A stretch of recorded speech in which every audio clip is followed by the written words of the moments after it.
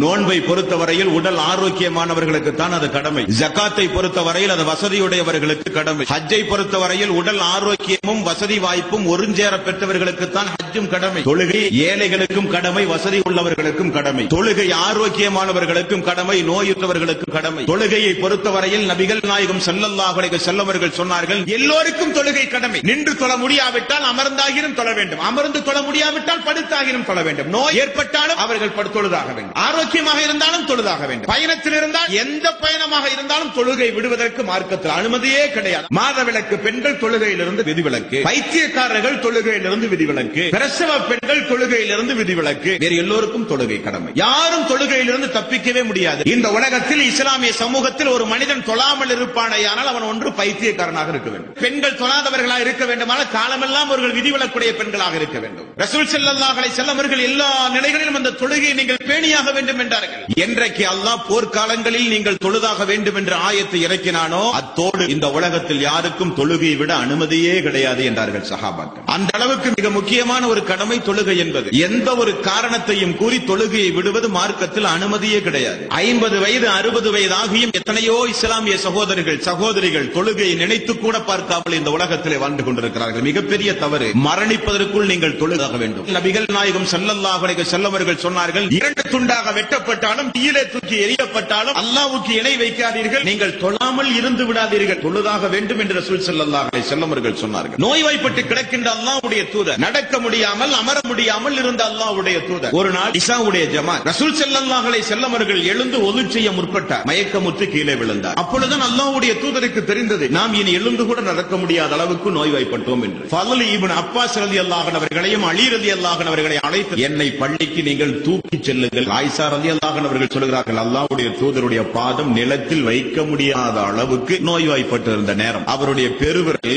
நிலத்தில் கோடு போட்டுக் கொண்டு சென்றார். அந்த அளவுக்கு நோய்வாய்ப்பட்டிருந்த நேரத்தில் நபிகள் நாயகம் ஸல்லல்லாஹு அலைஹி வஸல்லம் அவர்கள் தொழுகையை கடைபிடித்தார்கள். தரீகா என்றும் சாதுரியா என்றும் பல்வேறு ஆன்மீகவாதிகள் இன்றைக்கு மனித சமூகத்திலே புறப்பட்டிருக்கிறார்கள். நாங்கள் தொழ வேண்டிய அவசியம் இல்லை, எங்களுள் அல்லாஹ் புகுந்து விட்டார். நாங்கள் பார்க்கிற பார்வை அல்லாஹ், பிடிக்கிற கை அல்லாஹ், நடக்கின்ற கால் அல்லாஹ். ஆகவே நாங்கள் தொழ வேண்டிய அவசியம் இல்லை. மார்க்கத்தில் நாங்கள் பூரணம் அடைந்தவர்கள் என்று சொல்லுகிறவர்களும் இந்த மார்க்கத்தில் உண்டு. ஆனால் நபிகள் நாயகம் ஸல்லல்லாஹு அலைஹி வஸல்லம் அவர்கள் மரண நேரத்தில் கூட மக்களால் தூக்கி வரப்பட்டு ஜமாத்தோடு தொழுதார் என்றால் தொழுகையினுடைய முக்கியத்துவத்தை நீங்கள் புரிந்து கொள்ள வேண்டும் என்பார்ந்த சோர்களே.